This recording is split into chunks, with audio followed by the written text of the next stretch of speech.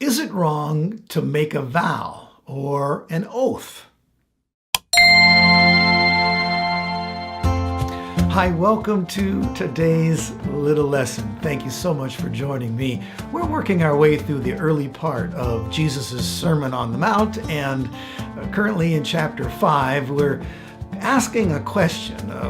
When Jesus 6 times said, "You have heard, but I say to you," was he, as some folks say, raising the standard under the new covenant and now expecting something out of his new covenant followers that God never expected of anybody under the law of Moses or prior to the law of Moses? And of course, it's easy to understand why some people might feel that way, but when you begin to dig a little bit deeper into what Jesus said and read it in the context of the entire Bible, you realize that that premise is a false premise, that Jesus wasn't raising the standard. And in fact, he was ministering under the old covenant. The law of Moses was still in full force, full effect, and it would be from the Sermon on the Mount for several years until the inauguration of the new covenant, which everybody believes, anybody worth their salt anyways, believes didn't begin until at the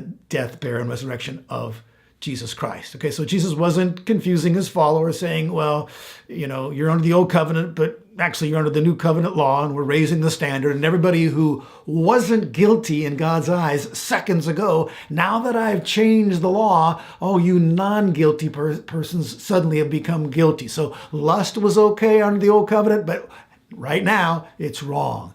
And murder or hatred was not wrong under the old covenant. You could call your brother a fool, and you could say you good for nothing. That was okay until right now. Seconds ago, you could do it, and God wouldn't get upset. But from now on, God's going to get upset. That's silly. That's just silly. You're implying that morality, fundamental morality, has changed, which is implying that fundamental moral aspects of God and his character have changed, because all of God's commandments emanate from his character, who he is, and he expects us then to imitate him.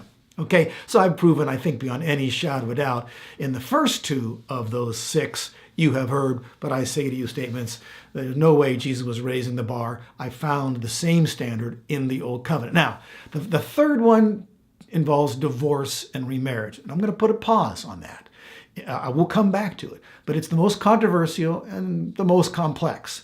So I think when we look at these other 5 first and come back to that, I think that it'll make that one easier to understand, because we're going to see the consistency all the way through. Because in that one about divorce and remarriage, that's the one that people are most apt to say, oh, Jesus raised the bar, and this is something brand new that never existed before.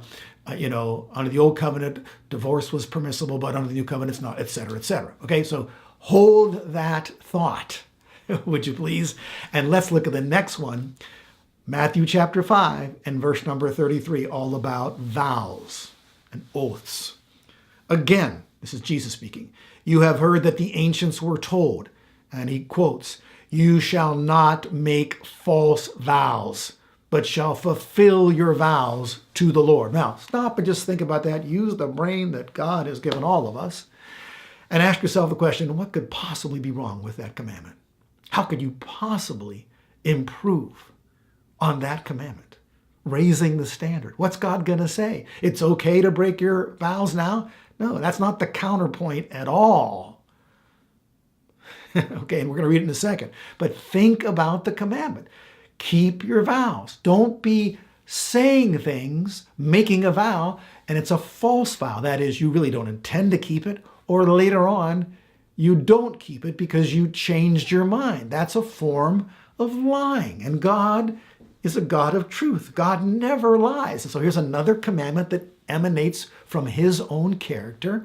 He expects his people to also be truthful, and not just outwardly truthful, but God desires truth in the inner being, the innermost man, according to the Old Testament, okay? So I can't find any fault with that. I can't imagine how God could improve on that or raise the standard on this. And what is a vow? Well, it's simple. Anyone knows what a vow is. You make a vow when you get married. I'm going to love you and stay with you till death do us part. What could be wrong with that? a vow, when you make a contract with someone and sign and say, here's the stipulations of our business arrangement, what could be wrong with that? Or if you say to the Lord, I'm going to give you, a tenth of everything that I earn, what could be wrong with that? Unless you don't keep your vow, unless you don't intend to keep it, or ultimately then you don't keep it. That's the only thing that could be wrong. So we're going to discover that the scribes and Pharisees had taken that very simple, most basic, fundamental, moral, and ethical principle and concocted a loophole to get around it. So they could lie with impunity, even when they made vows, solemn vows sworn with an oath.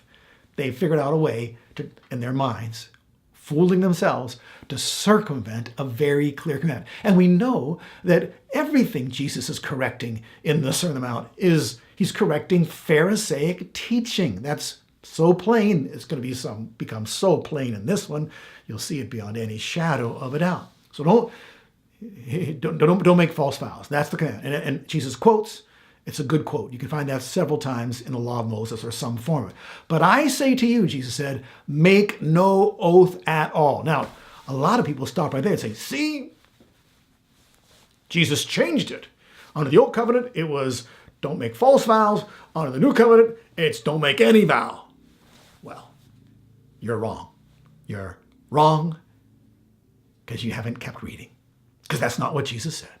He did not say, do not make any oath at all. He said, make no oath at all, either by heaven, for it is the throne of God, or by the earth, for it is the footstool of his feet, or by Jerusalem, for it is the city of the great king. What is he forbidding? He's not forbidding the making of vows. He's forbidding the making of vows swearing, accompanied by swearing with an oath. And why is that? It's so easy to understand. Anybody can understand it. Because if you have to swear by something else, a human being, if you have to swear by something else, it proves your word can't be trusted regularly otherwise. Because you're trying to persuade the person whom you're making the vow to this time, that this time you can trust me. I can't be trusted unless I make an oath. And I'm trying to convince you that this time, myself, normally, who can't be trusted, who is a liar, this time you can trust me because I'm trying to pull the wool over your eyes by swearing by the temple or swearing by heaven or swearing by the throne of God to woo and wow you into thinking that this time you can trust a liar. All right, well, we're out of time. More on this in our next little lesson. Thanks for joining me. God bless you.